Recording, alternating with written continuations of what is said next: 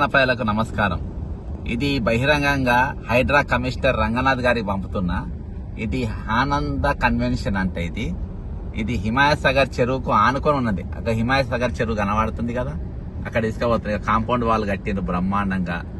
ఇగో governor ఇంటికి పోయే తోవలెక్క కట్టిండ్రు మొత్తం. ఇక ఇది హైడ్రా కమిషనర్ రంగనాథ్ గారికి ఎక్స్క్లూజివ్ గా మీకోసమే పంపుతున్నా సార్. మరి ఇది బఫర్ జోన్ లో ఉందా, లేకుంటే FTL ఉందా, లేకుంటే మీరు చెరువులనే ఉందా అని చెప్పేసి ఇదివరకు అయితే లోకల్ వాళ్ళు చెప్తుంది. ఇక్కడికి వచ్చి వాళ్ళు కాళ్ళు కడుక్కొని పోయేదంట. ఇగో ఇదంతా చెరువు. మరి ఇది కట్టడానికి పర్మిషన్లు ఎట్లా ఇచ్చిండ్రు, ఎవరు పర్మిషన్ ఇచ్చిండ్రు? ఇక హైదరాబాద్ తాగునీరు కోసం వాడేటట్టు హిమాయత్ సాగర్ నీళ్లు. ఇక ఇంట్లో చాలా పెద్ద పెద్ద వాళ్ళే కూడా ఉన్నాయి.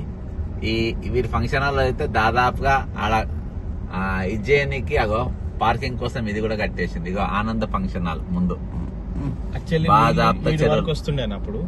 ఇక్కడ వరకు నీళ్లు, ఇక చెట్ల వరకు నీళ్లు గ్రౌండ్ చేసిండ్రు, పార్కింగ్ కోసం చేసిండ్రు. ఇక ఆనంద కన్వెన్షన్ హాల్. ఇక ఇదే మనం పోయేది.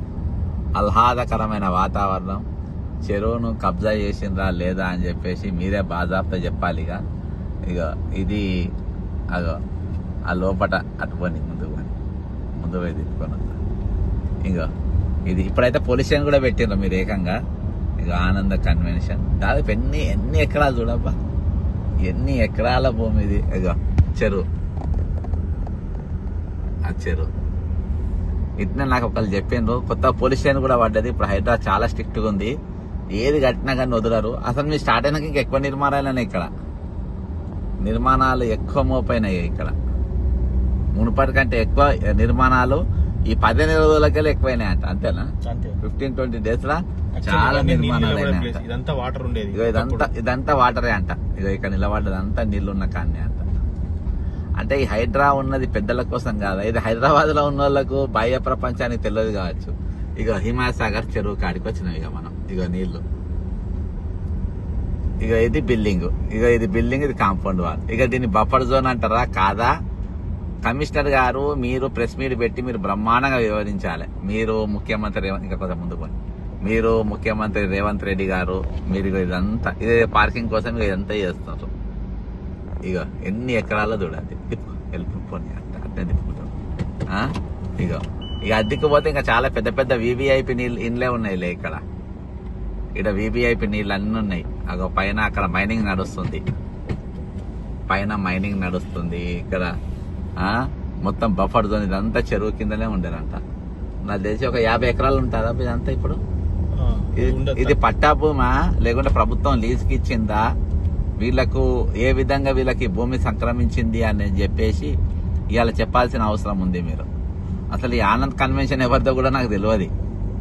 ఇట్లా నాకు లోకల్ వాళ్ళు వచ్చి నాకు ఫోన్లు చేసిండ్రు, ఒకసారి చూడండి సార్ అని చెప్తే ఆనంద కన్వెన్షన్ మొత్తం బాధాప్త చెరువునే ఉంది. ఎందుకంటే ఇప్పుడు పోలీస్ స్టేషన్ కూడా పెట్టింది కదా, మరి ఇక్కడ వాళ్ళకి తెలుసో తెలియదో మీరు ఒకసారి వీడియో చేయండి సార్. ఒక వీడియో చేస్తే మీరు మాట్లాడితే జర బాగుంటుంది అని చెప్తే నేను చేయనీకని చెప్పి వచ్చిన. ఇది ఆనంద కన్వెన్షన్.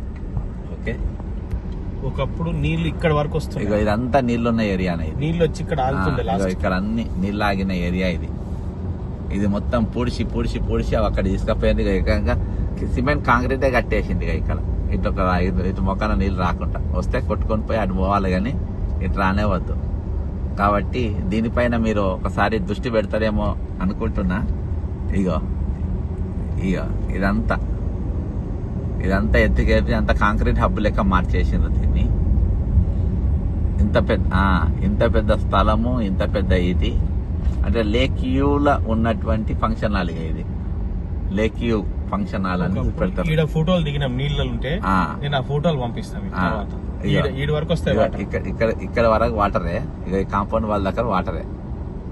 వీళ్ళే కట్టిండ్రు. ఇక ఇది ప్రభుత్వం కట్టించిండ్రు వీళ్ళకు, లేకుంటే గవర్నమెంట్ గా మన ఈయన సొంతంగా కట్టుకుంటా. ఇది కట్టనా కాంపౌండ్ వాళ్ళ, ఇది ఎవరికి సంబంధించింది ఇది అని చెప్పి తెలపాల్సిన అవసరం ఉన్నది.